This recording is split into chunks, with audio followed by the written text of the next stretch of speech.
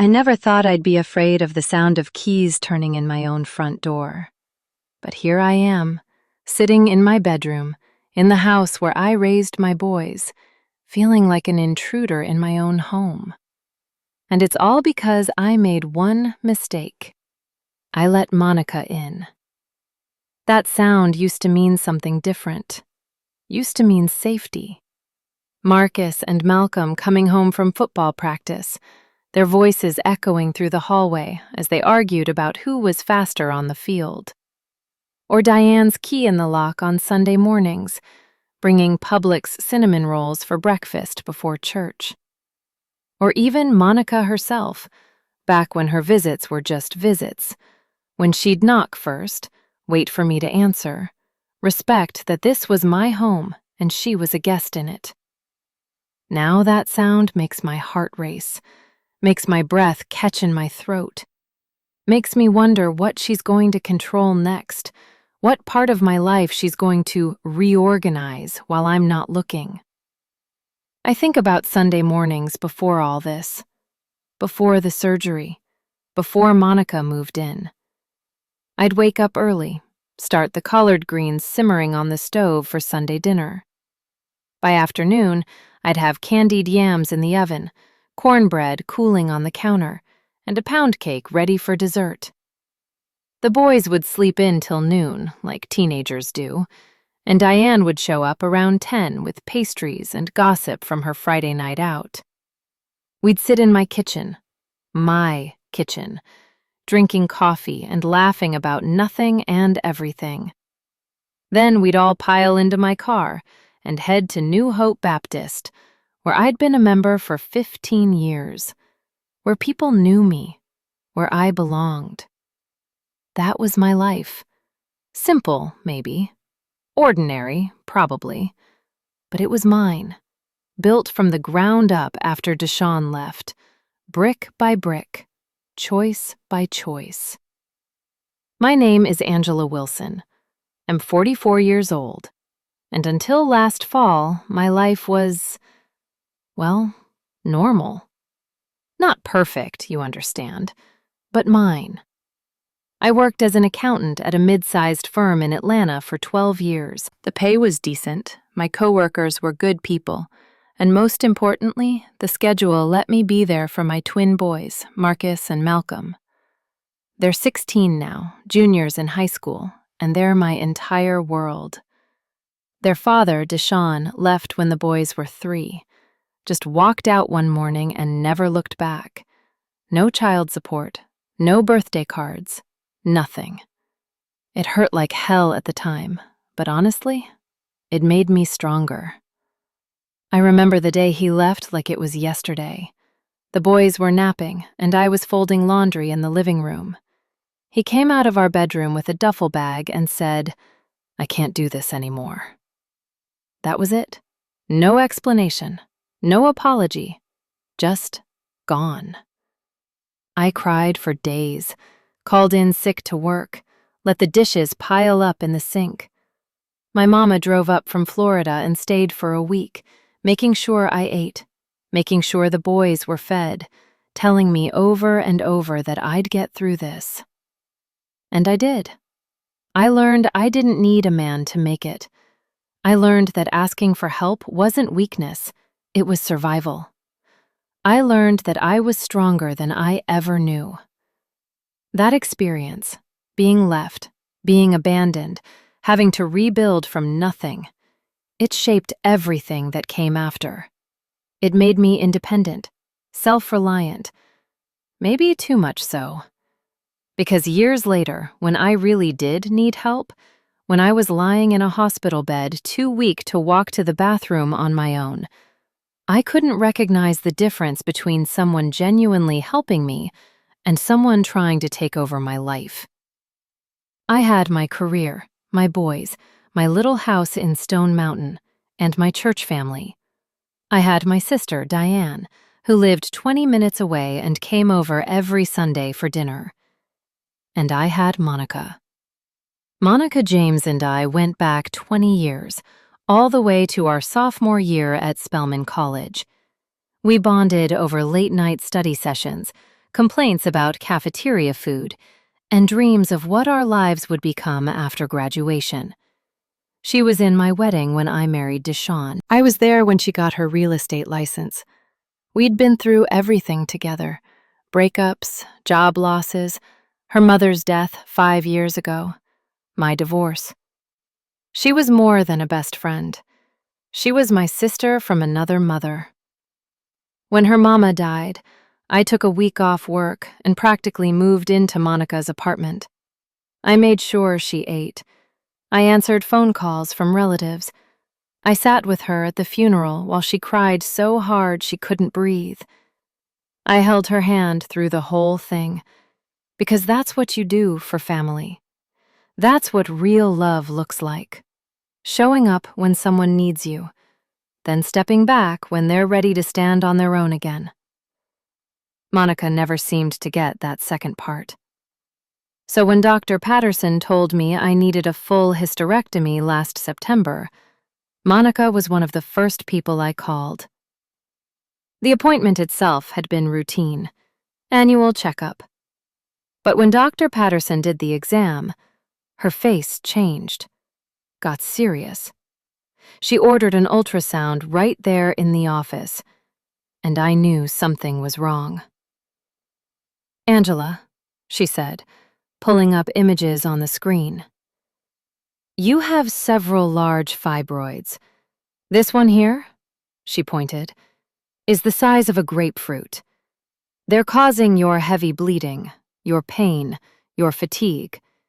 And given your age and the fact that you're done having children, I think we need to talk about a hysterectomy." The word hit me like a punch. Hysterectomy. I knew what that meant. Surgery, recovery time, missing work. And work wasn't like it used to be. I'd used up most of my sick days last year when Malcolm broke his ankle and needed surgery. "How soon?" I asked. "As soon as we can schedule it. These aren't getting smaller, Angela. They're only going to cause you more problems." I sat in my car in the hospital parking lot after the appointment, hands shaking on the steering wheel. I called Diane first, then my mama, then Monica. "Girl, fibroids?"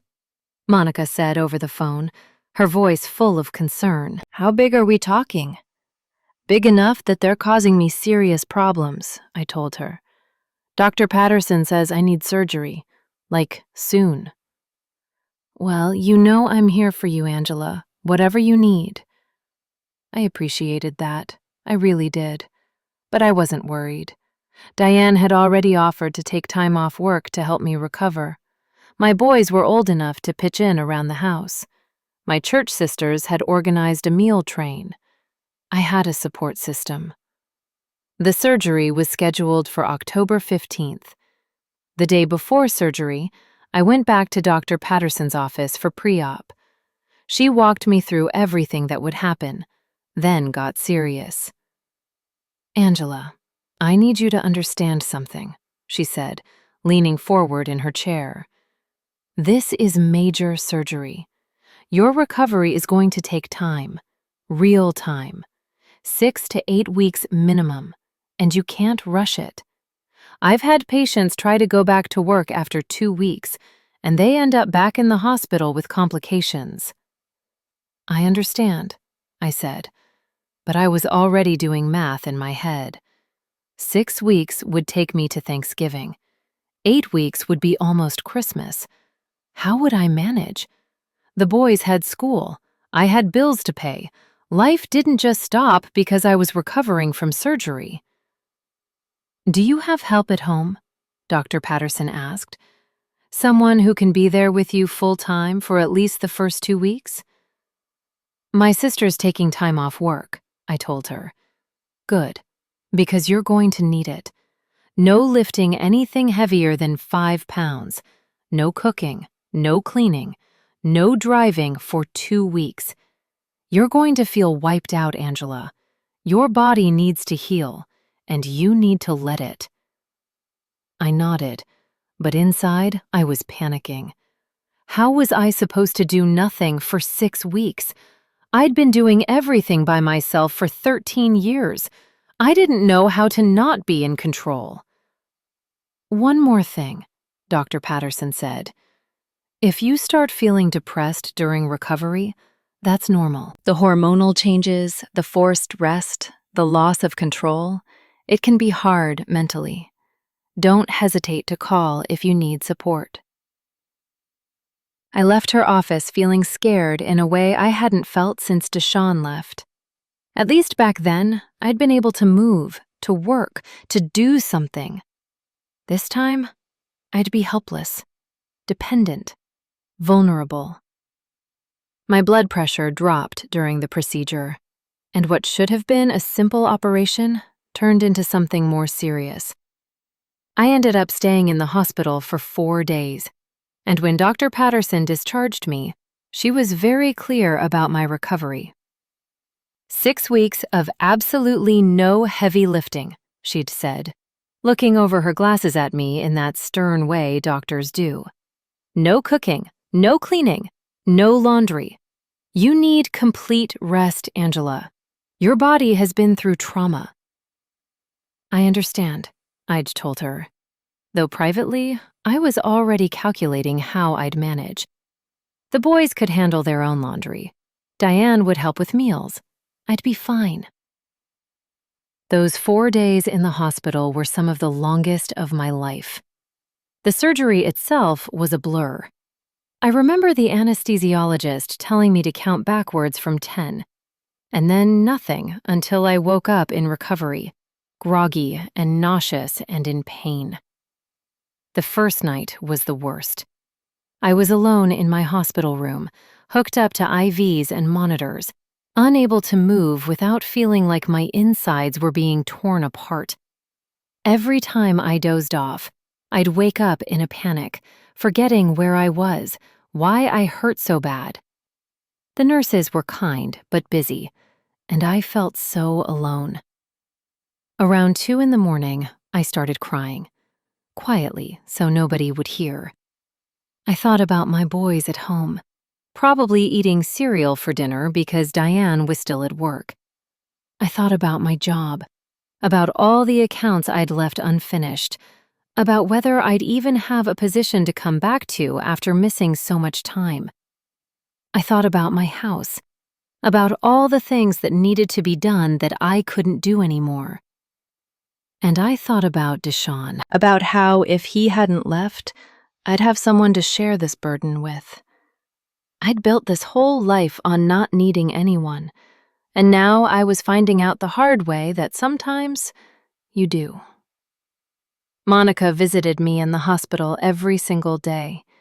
She brought me magazines, good lotion, not that cheap stuff from the hospital, and even snuck in some real food when the nurses weren't looking. "Hospital food is nasty," she'd whispered, pulling out a container of collard greens and cornbread from her oversized purse. "I made these last night. Your favorite."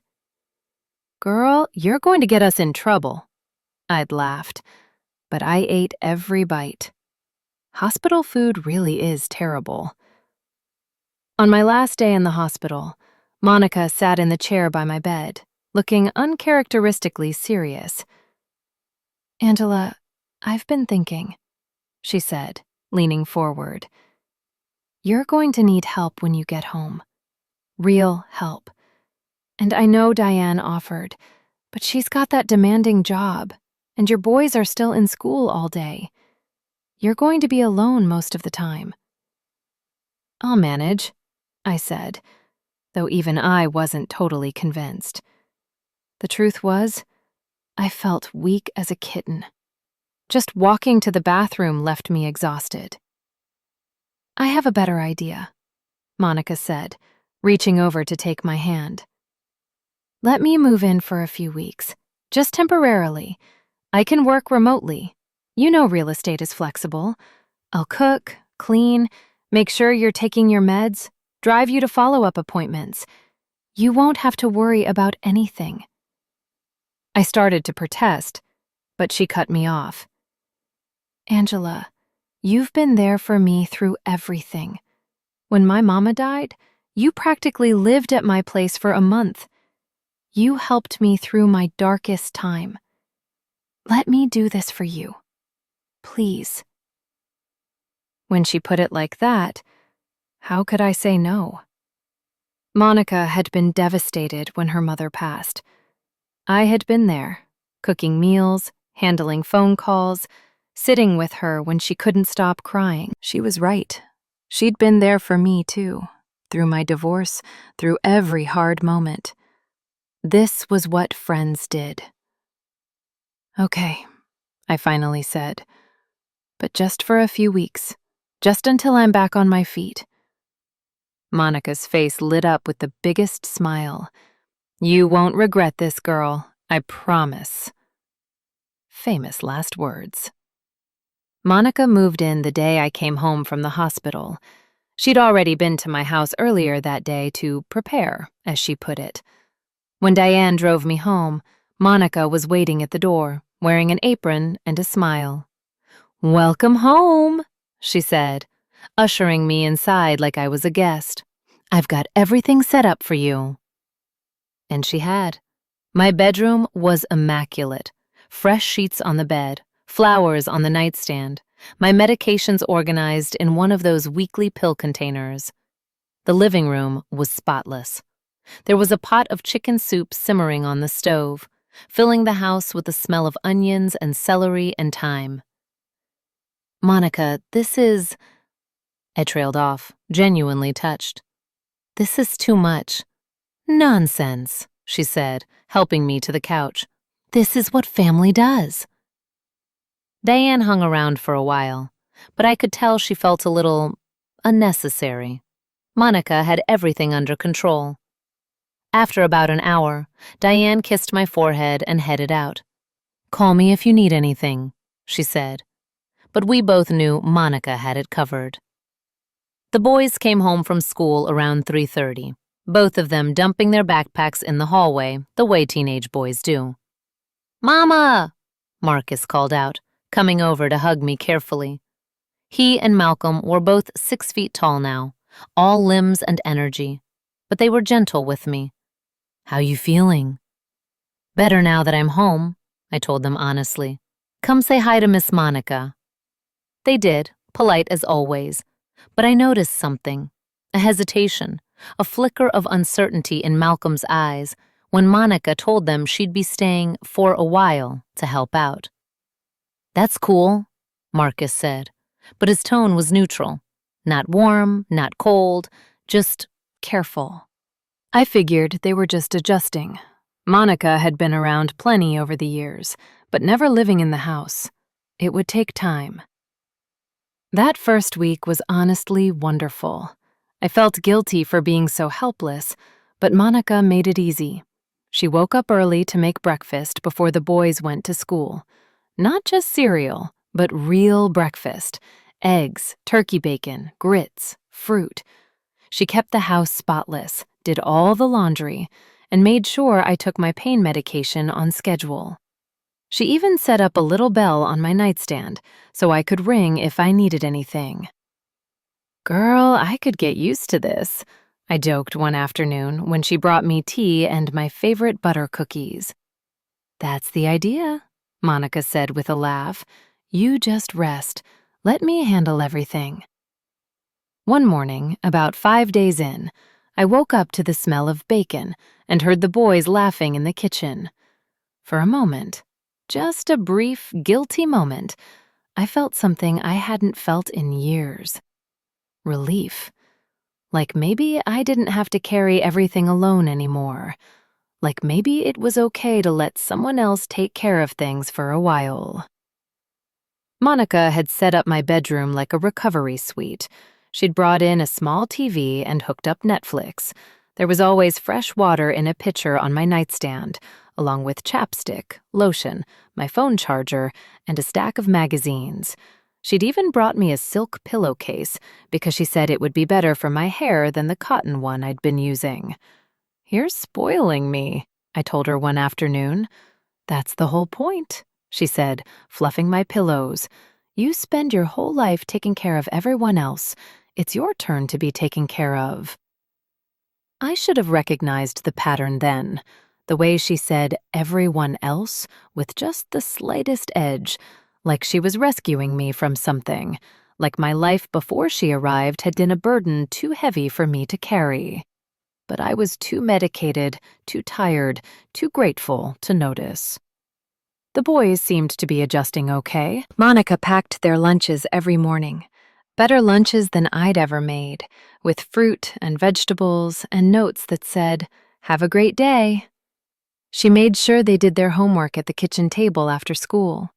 She even offered to help Malcolm with his calculus, which he'd been struggling with.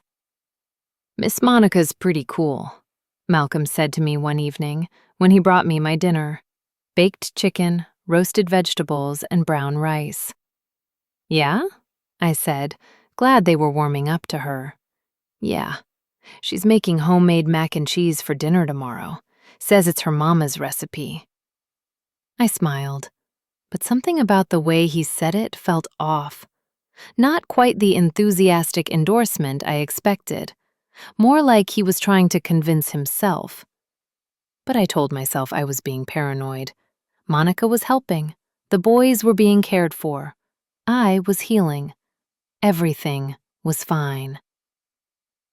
My church sisters came by with meals as planned. You know how church ladies are. They don't play about taking care of their sick and shut-in. But Monica always answered the door, graciously accepting the casseroles and pies, thanking them for their kindness. "Angela's resting right now," I'd hear her say. "She's doing so well, but she needs her sleep. I'll make sure she gets this. Thank you so much for thinking of her." It seemed considerate at first. She was protecting my rest, managing the constant stream of visitors so I wouldn't feel overwhelmed. But looking back now, I can see what she was really doing. She was controlling access to me. Diane tried to visit that first weekend, but Monica answered the door. "Oh, hey, Diane," she said, and I could hear the conversation from my bedroom. "Angela's actually asleep right now. She had a rough night. Pain was bothering her. Maybe come back tomorrow?" But I hadn't had a rough night. I'd slept fine. And I wasn't asleep. I was reading a book in bed, fully awake. But before I could call out to Diane, I heard the front door close. When I asked Monica about it later, she looked genuinely apologetic. "I'm sorry, Angela. I thought you were sleeping. I heard you cough earlier and thought you might be coming down with something. I just wanted you to rest." It seemed reasonable. She was just being protective. By the second week, I was feeling stronger. The pain was manageable, and I could walk around the house without getting winded. I started spending more time in the living room instead of staying in bed all day. That's when I noticed Monica had rearranged things. The photos on the mantel were in different places. The throw pillows on the couch were new ones I'd never seen before. The coffee table had been replaced with a different one from somewhere else in the house. "Monica, did you move some stuff?" I asked, trying to keep my tone light. "Oh, just a little," she said breezily, not even looking up from the chicken she was seasoning. "That old coffee table was so scratched up, I brought in the one from your guest room. Looks better, don't you think? More modern." "I guess," I said, but something about it bothered me. That coffee table had been in my living room for 10 years. The scratches were from my boys playing with toy cars when they were little. Marcus had carved his initials into one corner with a screwdriver when he was 7. It had memories. "And I picked up those pillows at HomeGoods," Monica continued. "Your old ones were so faded. Consider it a gift." How could I complain? She'd spent her own money to buy me new pillows. She was trying to help. But the rearranging didn't stop. Over the next few days, I noticed more changes. She'd bought new dish towels for the kitchen, reorganized my spice cabinet, moved my pots and pans around so the ones you use most are easier to reach. One morning, I went looking for my favorite coffee mug, the one the boys had given me for Mother's Day 3 years ago, with their school photos printed on it. I couldn't find it anywhere. "Monica, have you seen my coffee mug? The one with the boys' pictures?" "Oh, that old thing?" She was wiping down the counters. "It was so chipped and stained. I threw it out. But I got you a new one." She held up a generic white mug. "Much nicer, right?" My heart sank. "You threw it out?" "Girl, it was falling apart. Trust me, you'll like this one better." I wanted to cry. That mug wasn't just a mug. It was from my boys. It was one of my favorite things. But how could I explain that without sounding ungrateful? Monica had bought me a replacement. She was trying to help. "Thanks," I said quietly, taking the new mug. But it didn't feel like help anymore. It felt like something else, something I couldn't quite name yet. I should have listened to that feeling. The same morning, I got up early, hadn't even tied my bonnet back on yet, edges looking rough, and found Monica in my bathroom. She wasn't using it. She had her own bathroom in the guest room. She was just standing there, looking through my medicine cabinet. "Monica?" I said, startled. "What are you doing?" She jumped, clearly not expecting me. "Oh, Angela, I was just checking to see if you needed more toiletries. You're running low on some things." "I didn't hear you knock." "I didn't want to wake you. The door was open." It wasn't open. I always kept my bedroom door closed at night. But before I could say anything, Monica was already moving past me, smiling that same bright smile. "Let me get you some breakfast. How about some oatmeal with fresh berries?"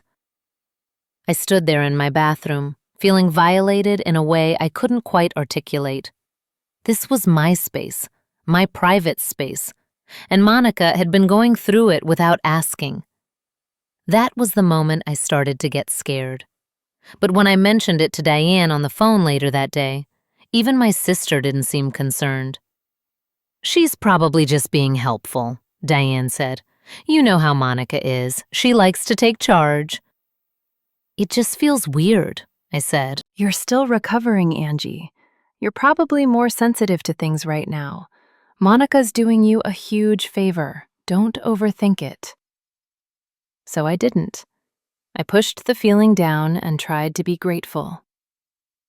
"Monica, I appreciate all this, but you really don't have to," I started to say one morning. "Girl, hush," she interrupted, waving her hand dismissively. "You know I can't stand a disorganized kitchen. And besides, don't you feel better having everything clean and in its place?"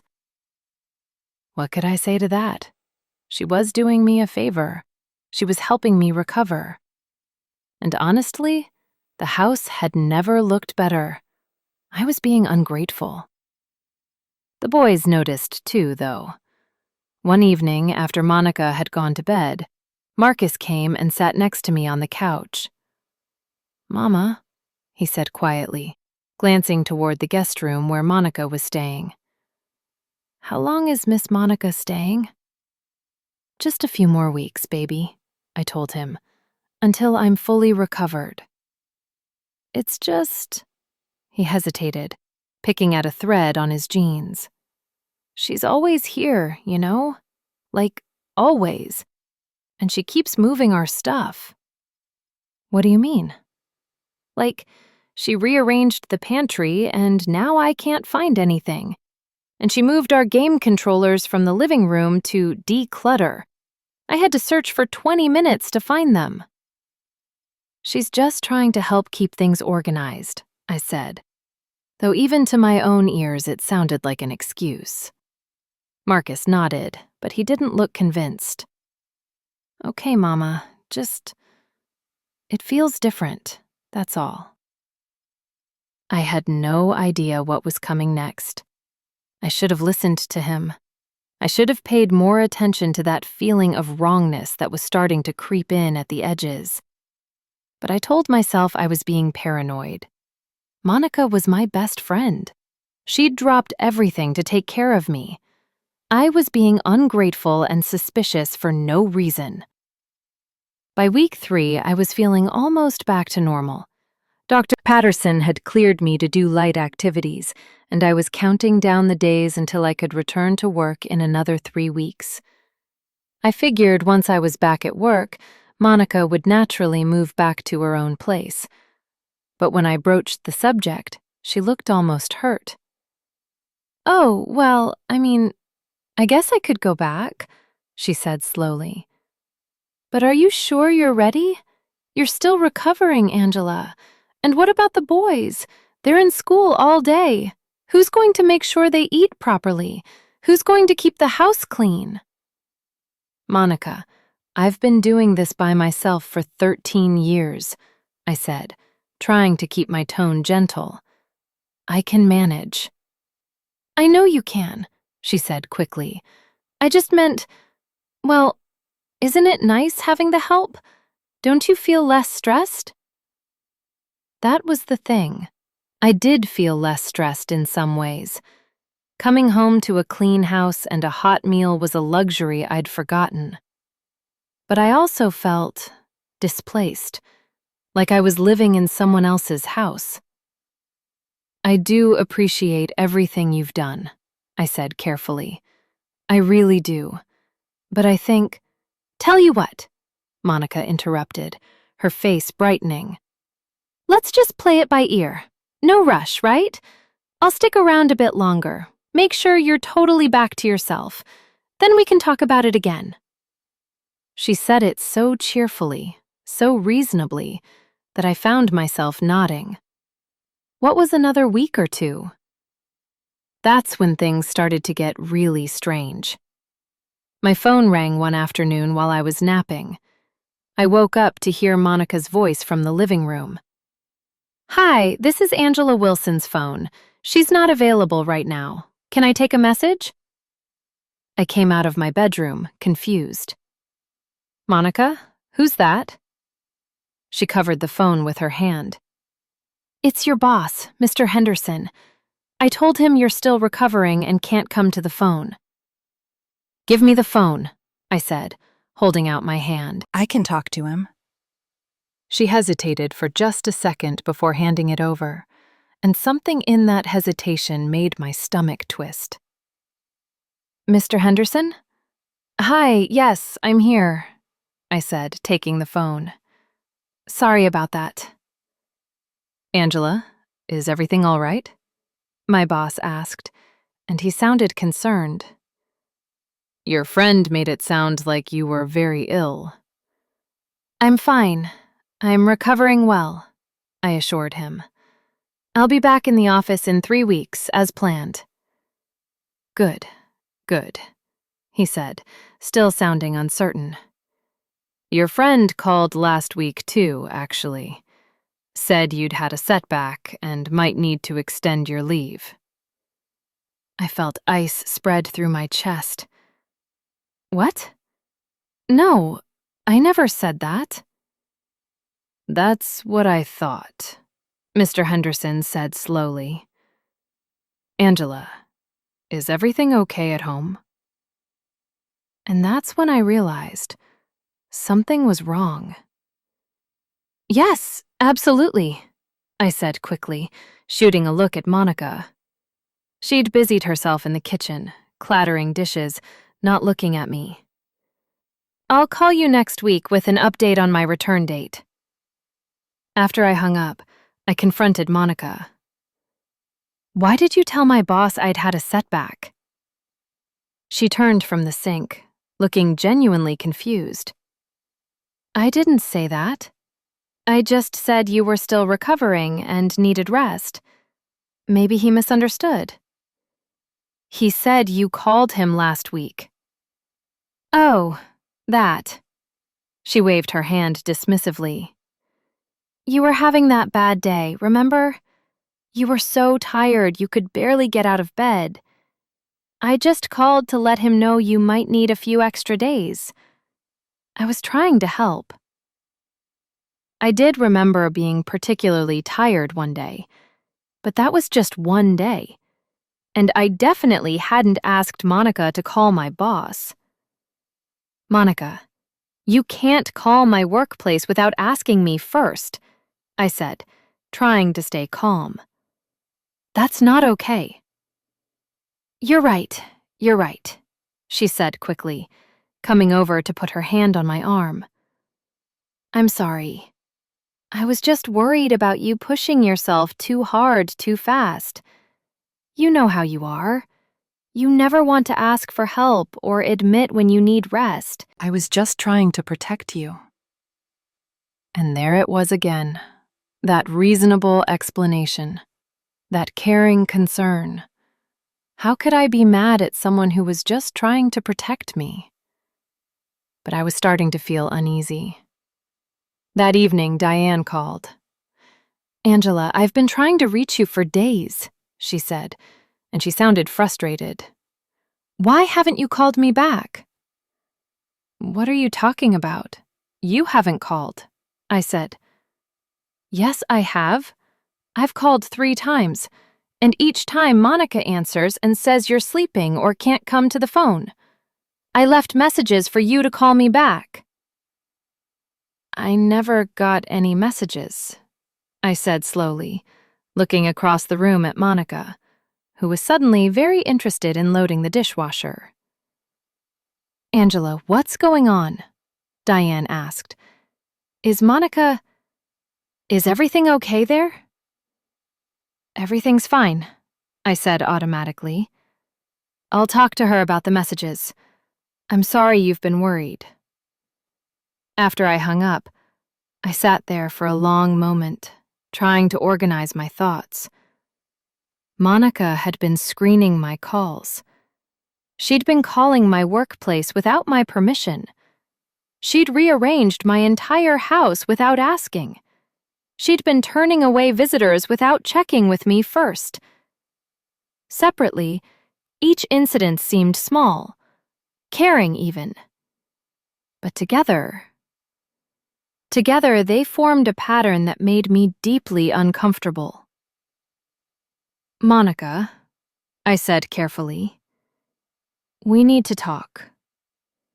She came over and sat down, her face open and concerned. Of course. What's wrong? Diane says she's been calling and you've been telling her I can't come to the phone, and that you haven't given me the messages. Monica's face fell. Oh, Angela, I'm so sorry. I thought I wrote them down. I've been so busy taking care of everything. The house, the cooking, making sure you rest. I must have just forgotten. It wasn't intentional, I swear. And my boss says you called him last week saying I'd had a setback. I explained that, she said, and now there was a slight edge to her voice. I was trying to help. You were exhausted that day. But you should have asked me first. You're right, she said, her voice softening again. She reached over and took my hand. You're absolutely right. I'm sorry. I've just been so worried about you, trying to handle everything so you don't have to stress. But I should have checked with you. I promise I'll do better. She looked so sincere, so genuinely apologetic, and I felt guilty for even questioning her motives. It's okay, I heard myself say. I know you mean well. But from now on, please let me handle my own calls and my own work communication, okay? Absolutely, she said, squeezing my hand. Of course. But things didn't get better. They got worse. A few days later, I went to check my bank account and found several checks had cleared that I didn't remember writing. Small amounts, $40 here, $60 there. Nothing huge, but definitely noticeable. I called the bank and asked them to send me copies of the cleared checks, When they arrived, I stared at them in disbelief. They were written in my handwriting, or something very close to it, made out to cash and signed with my name. But I hadn't written them. The bank representative on the phone was polite but firm. "Ma'am, these appear to have your signature. Are you saying someone else has access to your checkbook?" I don't know," I said, my voice shaking. "Can you tell me when these were cashed?" She read off the dates. All of them were from the past 3 weeks. All of them since Monica moved in. "Ma'am," the representative said gently, "if you believe someone is forging checks in your name, you need to file a police report. We can investigate, but you'll need to document this officially." I hung up feeling sick. Monica wouldn't steal from me. She was my best friend. There had to be another explanation. Maybe I had written them and forgotten in the haze of pain medication those first few weeks. Maybe I was being paranoid. But the amounts kept appearing. $80, $50, $120. I started paying closer attention. I noticed Monica wearing jewelry I'd never seen before. Nice pieces, expensive looking. And she'd bought new clothes, new shoes.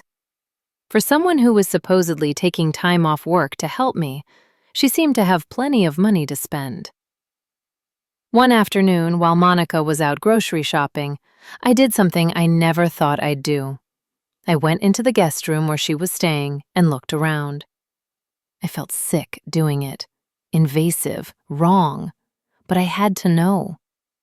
In her suitcase, tucked under some clothes, I found a small jewelry box. Inside were pieces I recognized: my grandmother's pearl earrings, a gold bracelet my mother had given me, a diamond pendant Deshawn had bought me for our first anniversary, back when he still pretended to care. I sat on the edge of the bed, holding the jewelry box, feeling like the floor had dropped out from under me. Monica was stealing from me. My best friend of 20 years was stealing from me. But that wasn't even the worst part. These weren't just pieces of jewelry. That pearl necklace was from my grandmother, worn at my wedding. My mother had given me that bracelet when I graduated from Spelman. Her mother had given it to her when she graduated from college. These were heirlooms, family history, things I'd planned to pass down to my boys someday for their future wives. I remembered Marcus and Malcolm as little boys, maybe 5 years old, standing on a chair in my bedroom to peek into this very jewelry box. "Mama, why you got all this shiny stuff?" Malcolm had asked. "Because it's our family's story," I'd told them. "One day, you'll give these to the women you love." Monica wasn't just stealing jewelry. She was stealing my family's story. She was stealing my son's inheritance. She was stealing pieces of my mother, my grandmother, my history. And Monica had just taken them, like they were hers, like my family's history belonged to her. I heard a voice in my head, my own voice from years ago, screaming at Deshawn when I found out he'd drained our savings account to pay off gambling debts. I will never let anyone do this to me again. Never. And yet here I was. I should have confronted her right then. I should have called the police. But I was frozen, my mind unable to process what this meant. This was Monica, my friend, the woman who'd held my hand through my divorce, the woman I'd trusted with my life, with my children, with everything. I heard the front door open and quickly put everything back, rushing out of the guest room before Monica could catch me snooping. "I got everything for Sunday dinner," she called out cheerfully, carrying bags into the kitchen. "I'm going to make your famous macaroni and cheese. The boys have been asking for it." I couldn't even look at her. I mumbled something about needing to lie down and retreated to my bedroom, my heart pounding. I needed to talk to someone. I needed help. But I felt so stupid, So ashamed. How had I let this happen? How had I been so blind? That evening, Malcolm knocked on my bedroom door. "Mama, can we talk?" "Of course, baby. Come in." He came in and closed the door behind him, which was unusual. Marcus followed right behind him, both of them looking serious in a way that made my mother's instinct kick into high alert. "What's wrong?" I asked, sitting up straighter. The boys exchanged a glance, some kind of twin communication I'd never been able to decipher. Finally, Marcus spoke. "Mama, we need to tell you something about Miss Monica." My heart started pounding. "What about her?" Malcolm pulled out his phone. "We've been noticing weird stuff for a while now, but we didn't want to say anything because she's your friend and she's been helping you. But Mama, we think she's stealing from you." "I know," I whispered, and both boys' eyes widened. "You know?" Marcus said. "I found some of my jewelry in her room today," I admitted. "And there are checks clearing from my account that I didn't write." "It's more than that," Malcolm said, sitting down on the edge of my bed. He looked angry, protective in that way teenage boys get when someone threatens their mother. "We caught her going through your purse last week. She said she was just looking for her phone, but we saw her take cash from your wallet." "Why didn't you tell me?" I asked, though I already knew the answer. The same reason I'd been making excuses for her behavior: denial, guilt, not wanting to believe the worst. "We weren't sure," Marcus said. "And you seemed so happy to have help. We didn't want to upset you while you were still recovering. But Mama, there's more." He pulled out his laptop and opened it up, showing me a document. "We found this in the printer tray. We think Miss Monica printed it and forgot to take it with her." I looked at the screen, squinting to read.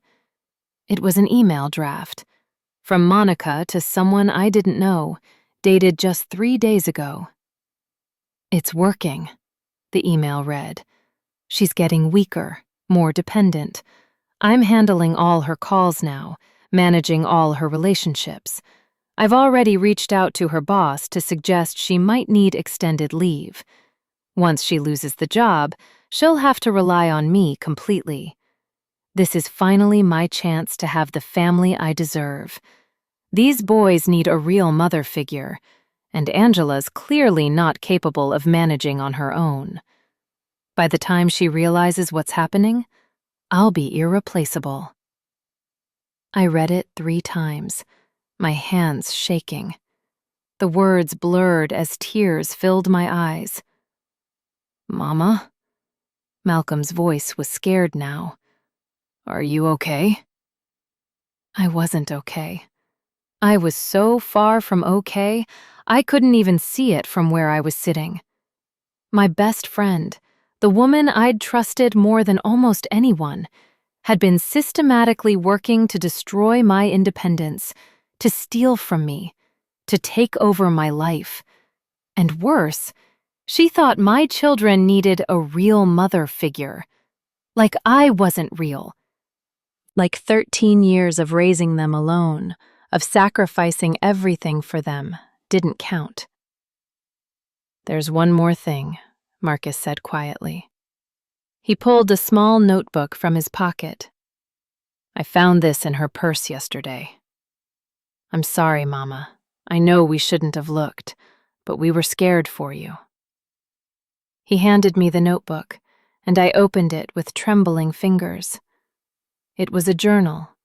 Monica's handwriting covered the pages, entry after entry, dating back weeks.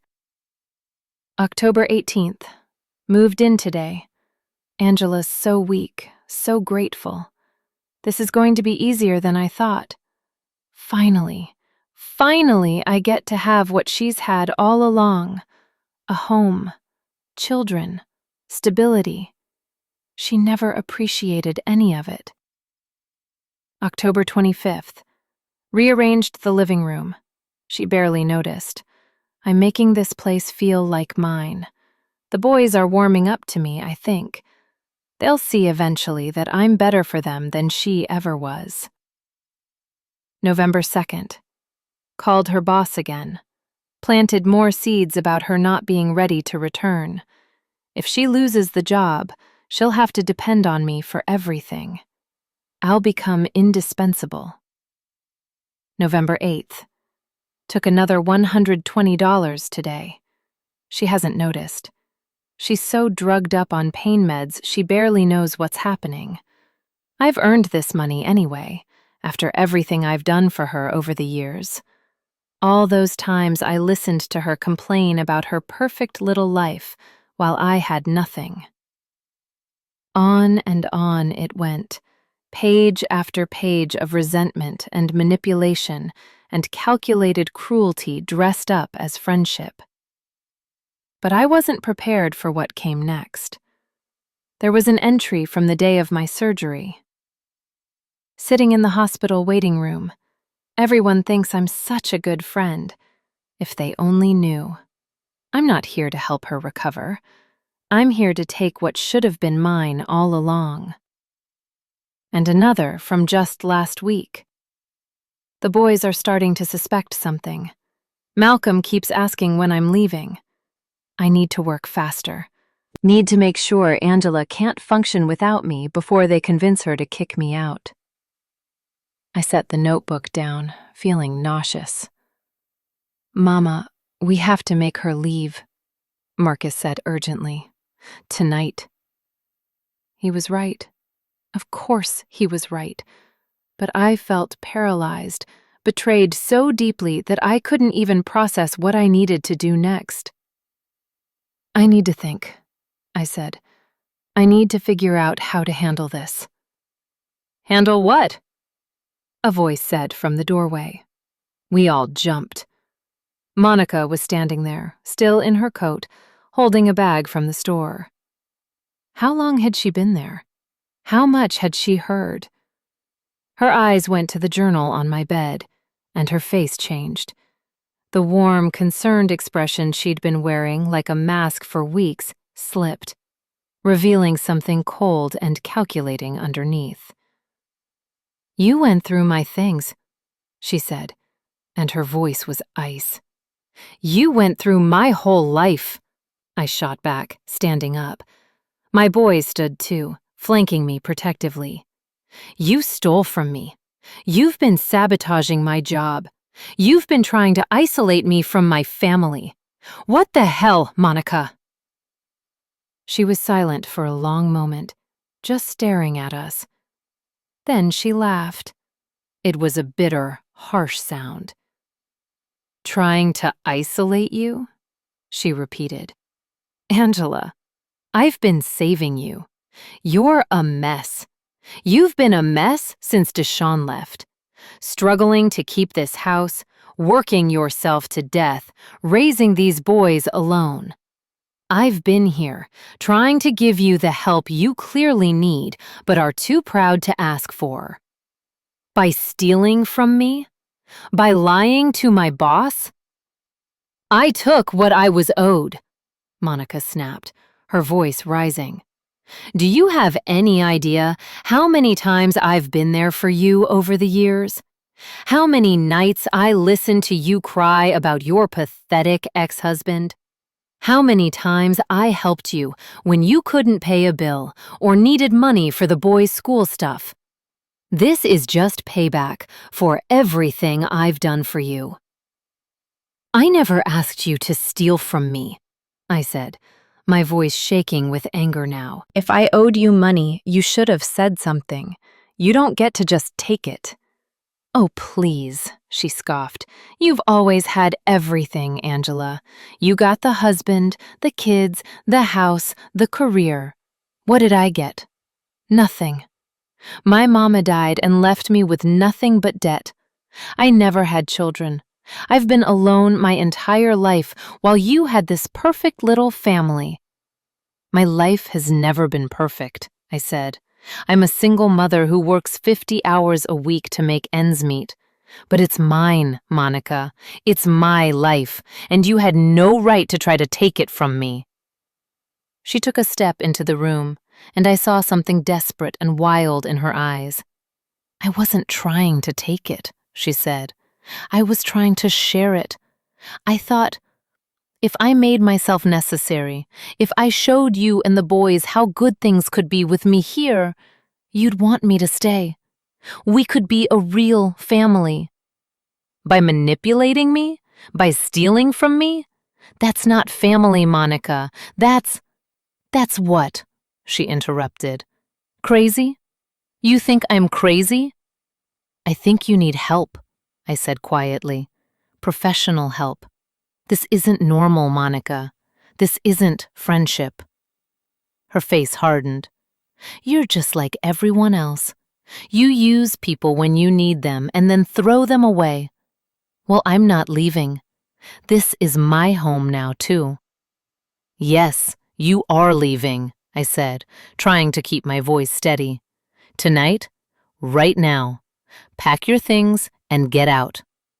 "Or what?" she challenged. "You'll call the police?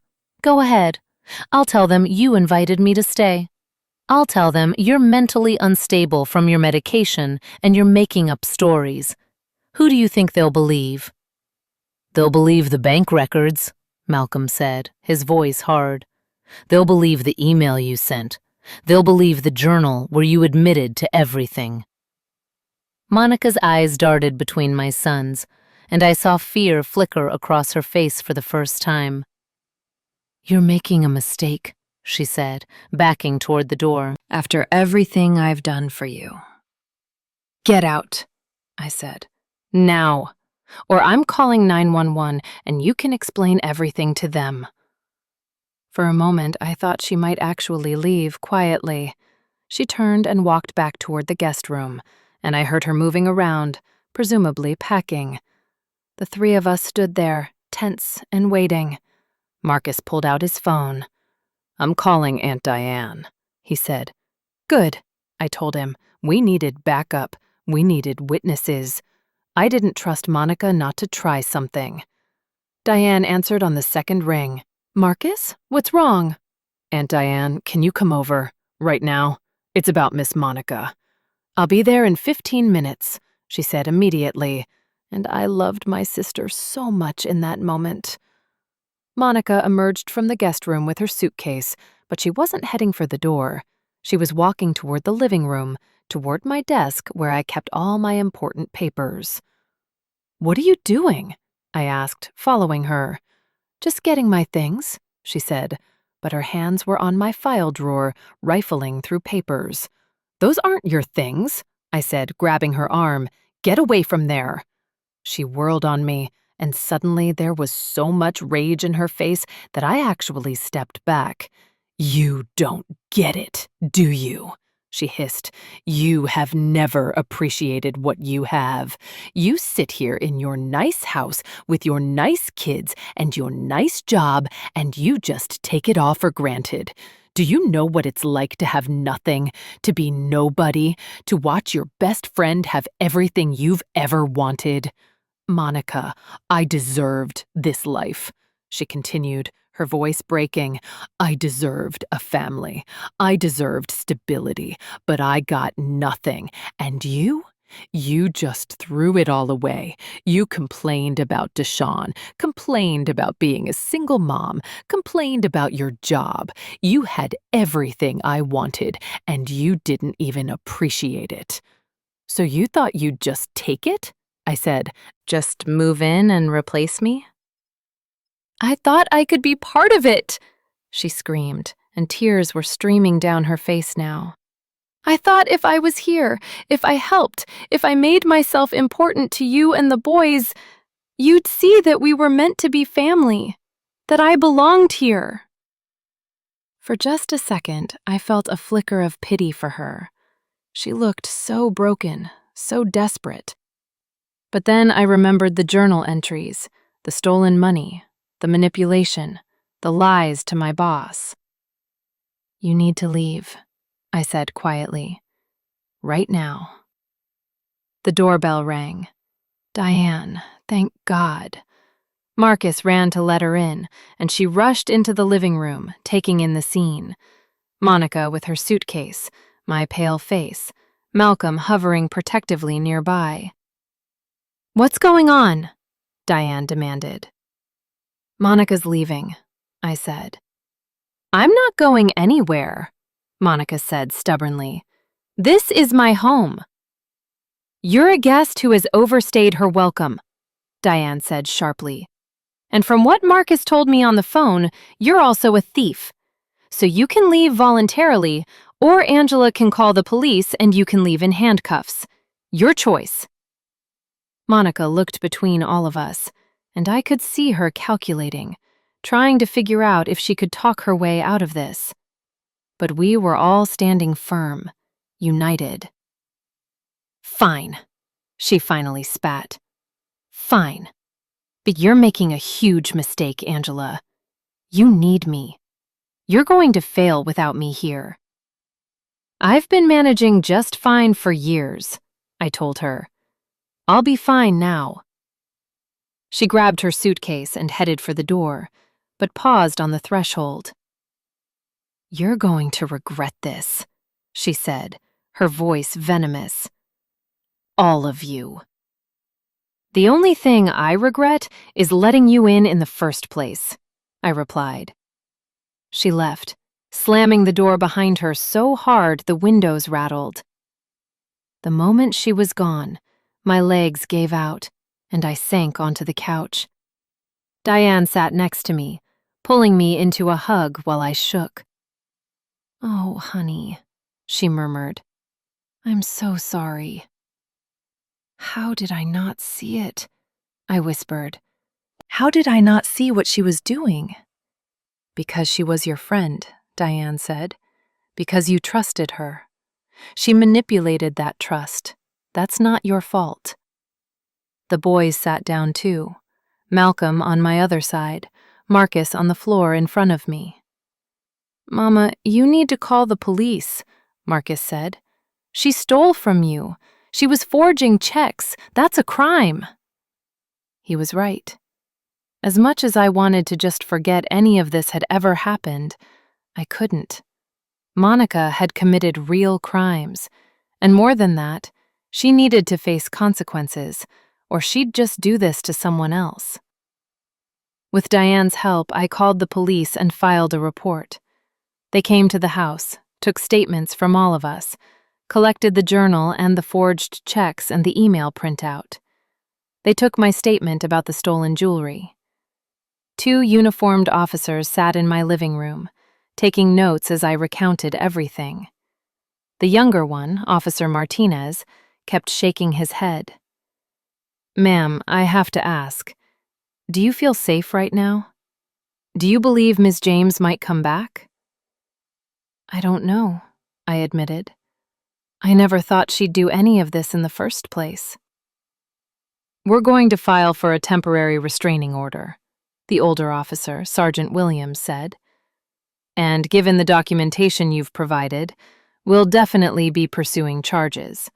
Identity theft, forgery, grand larceny, these are serious crimes." "She's my best friend," I said, and then started crying. She was my best friend. Sergeant Williams, a black woman maybe 10 years older than me, sat down next to me. "Ms. Wilson, I need you to understand something. What this woman did to you, this wasn't friendship. This was abuse.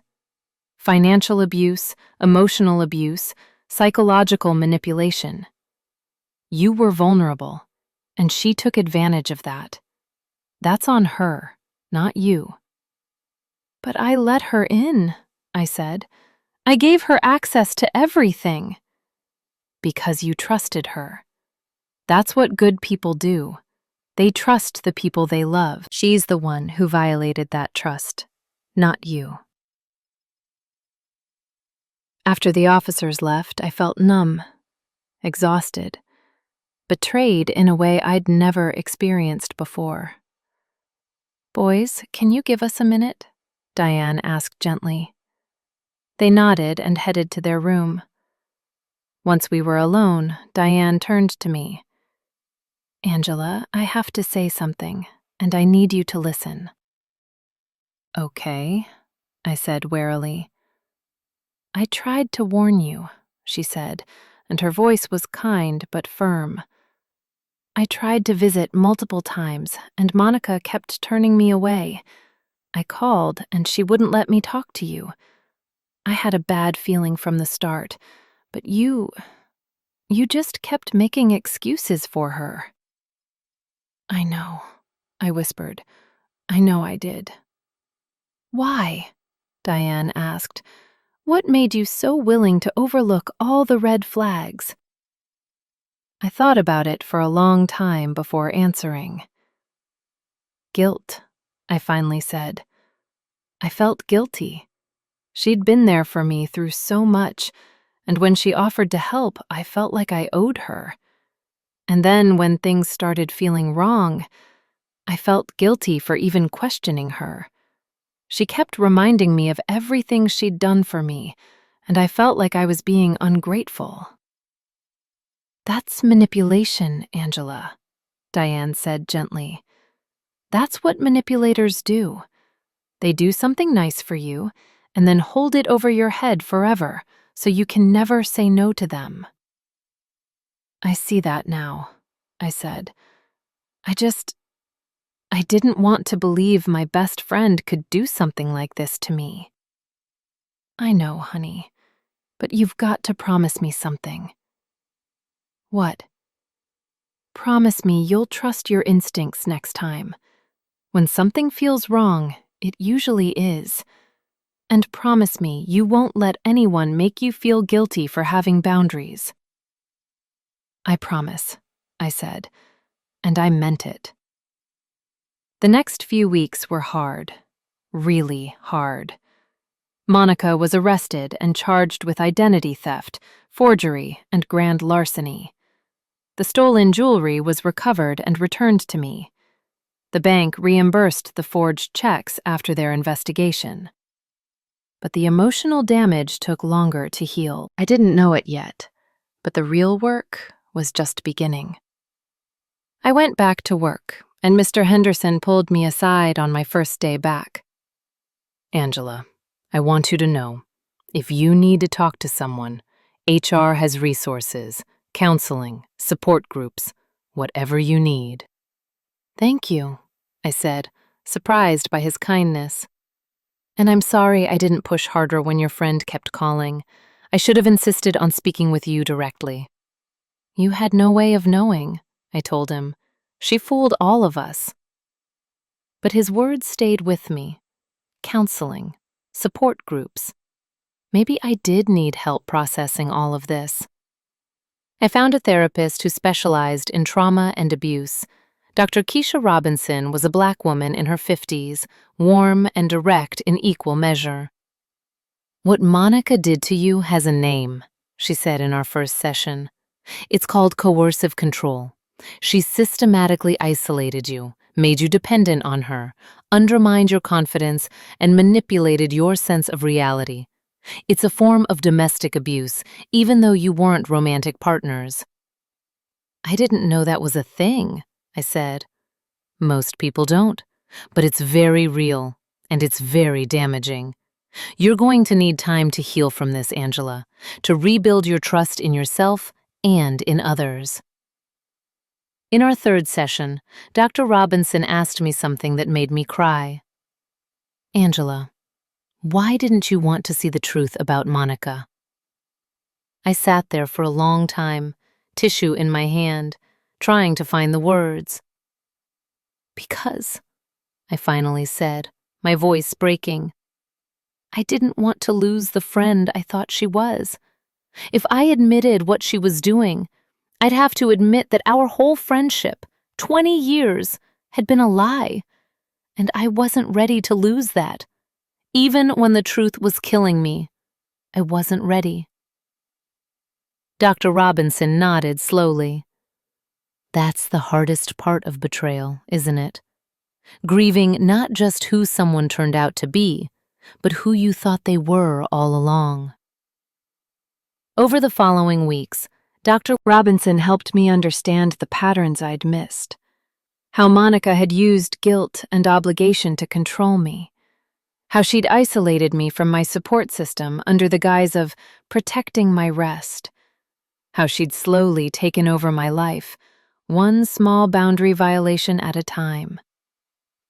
The thing about coercive control, Dr. Robinson explained, is that it happens gradually, like a frog in boiling water. Each individual action seems small, reasonable even, but together, they add up to someone taking over your entire life. I feel so stupid for not seeing it, I admitted. You're not stupid. You were vulnerable, and she exploited that.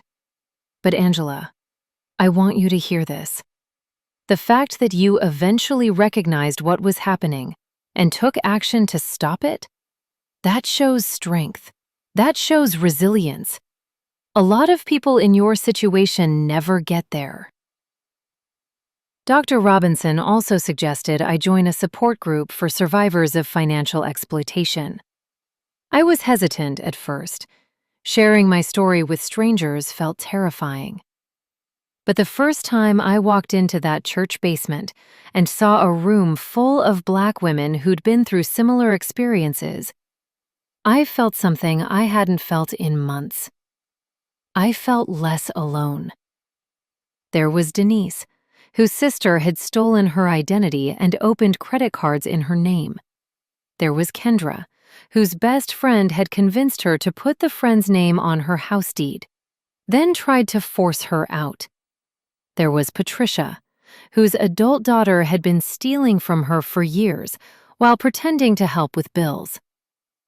We sat in a circle, shared our stories, cried together, supported each other.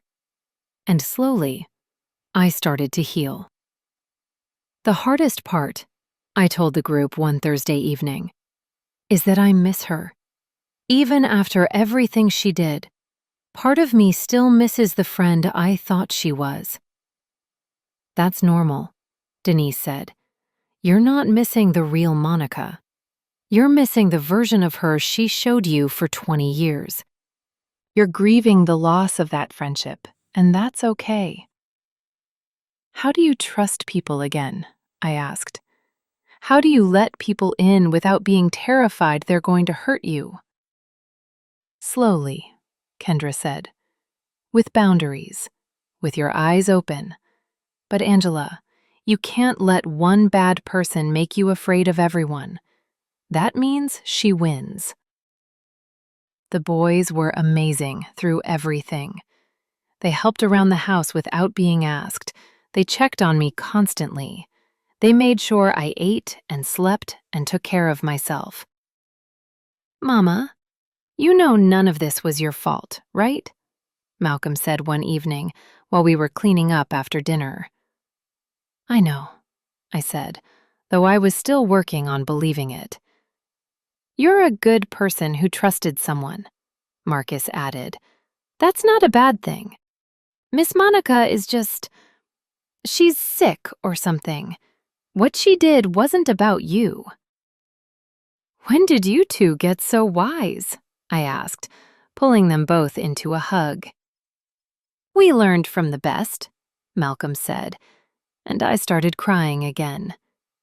Good tears or bad tears? Marcus asked. Good tears, I assured him. Definitely good tears. 3 months after Monica was arrested, I got a call from the prosecutor's office. Monica had taken a plea deal: 2 years probation, mandatory counseling, and restitution for the money she'd stolen. No jail time, which surprised me, but the prosecutor explained that first-time offenders rarely got jail time for financial crimes like this. How do you feel about that? Diane asked when I told her. I don't know, I admitted. Part of me wishes she was in jail, but part of me just feels sad for her. She needs help. She does, Diane agreed. But that's not your responsibility. She made her choices. I know. A few weeks later, I got a letter in the mail from Monica. I almost threw it away without reading it, but curiosity got the better of me. The letter was short.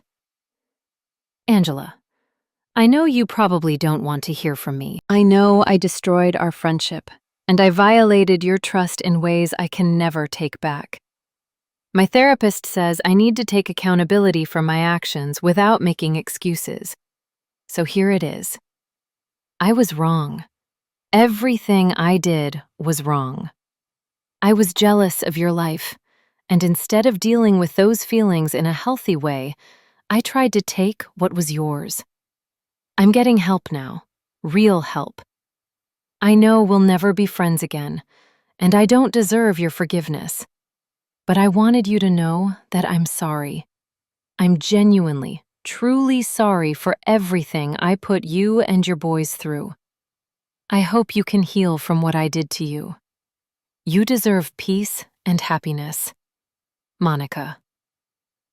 I read it twice, then put it in a drawer. I didn't respond. Maybe someday I'd forgive her, but I wasn't there yet, and that was okay. 6 months after Monica left, Diane and I were having coffee on my back porch. It was a beautiful spring morning, and the boys were inside getting ready for school. You look happy, Diane observed. Like, really happy. I am, I said, surprised to realize it was true. I really am. Good.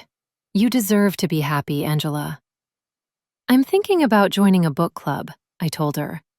One of the ladies from church invited me. They meet twice a month. That sounds great, Diane said. You should do it.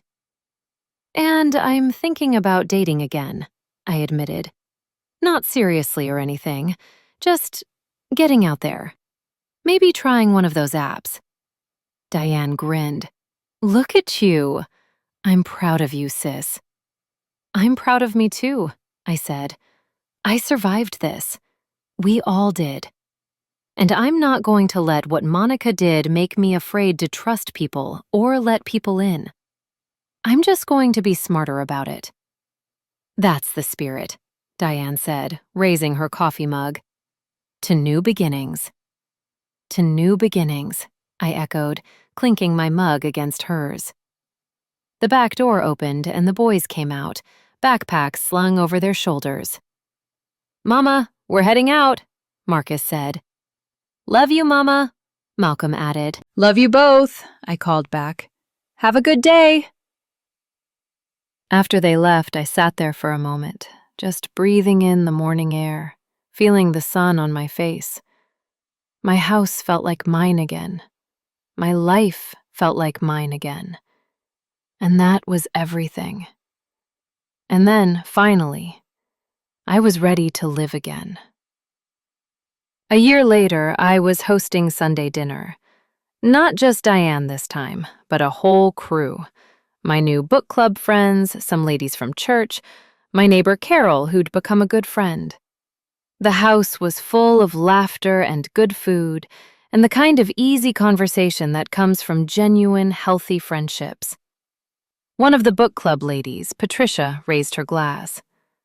Angela, I just want to say how grateful we all are that you opened your home to us today.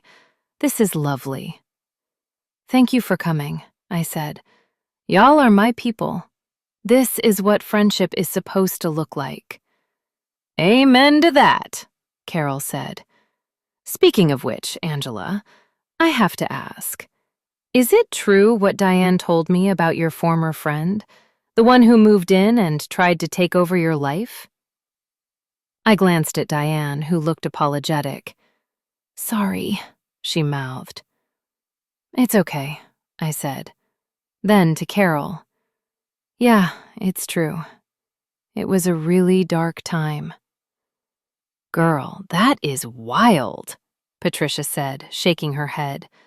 I cannot imagine. How did you even deal with that? One day at a time, I said honestly, with a lot of help from my family and eventually therapy. But I got through it. Well, you're stronger than I would be, Patricia said.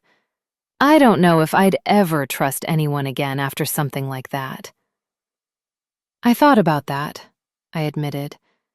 But then I realized that closing myself off to people because of what one person did would mean she won. She'd still be controlling my life. So instead, I just learned to pay attention to red flags earlier. And I set better boundaries. And she got cameras, Diane added with a grin. Everyone laughed. I really did, I confirmed.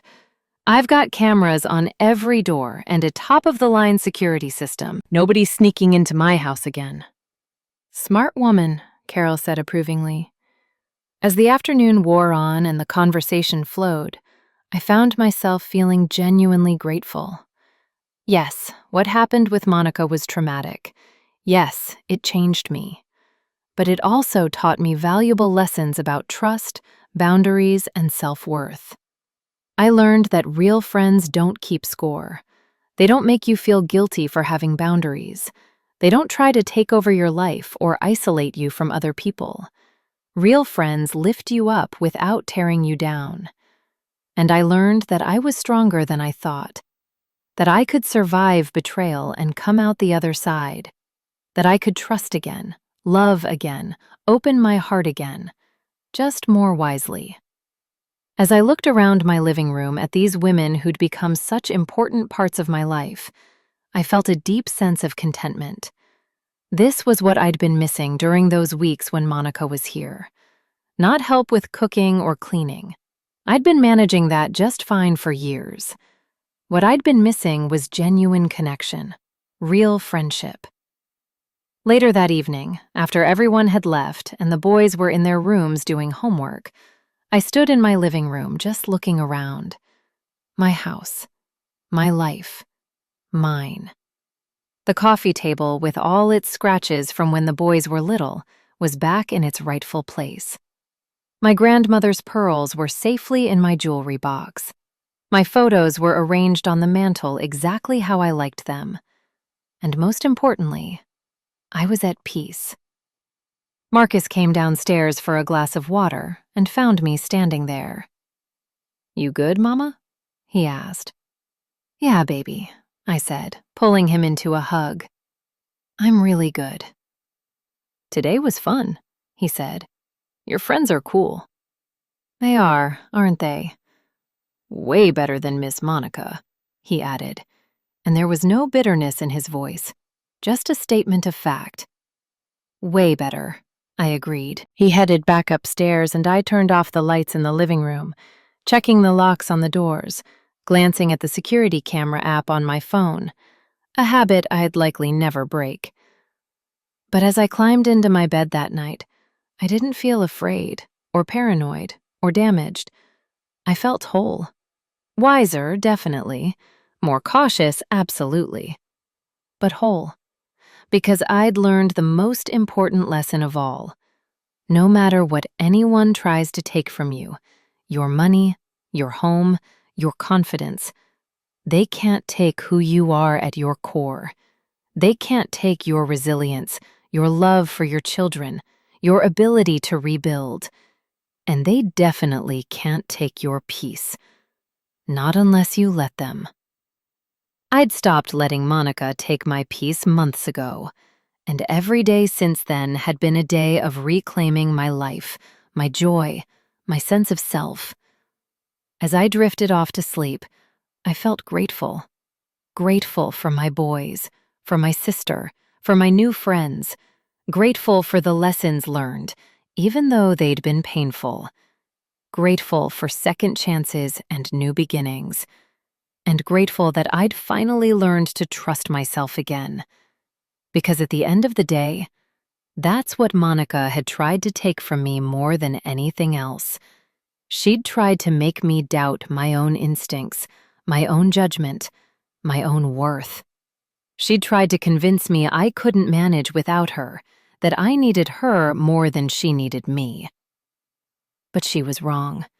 I'd always been strong enough. I'd always been capable enough. I'd always been enough. period. And now I knew it. That night, just before I fell asleep, both boys came to my room. They didn't say anything, just kissed my forehead one at a time, the way they used to when they were little. "Love you, Mama," Marcus whispered. "Most," Malcolm added, finishing their old ritual.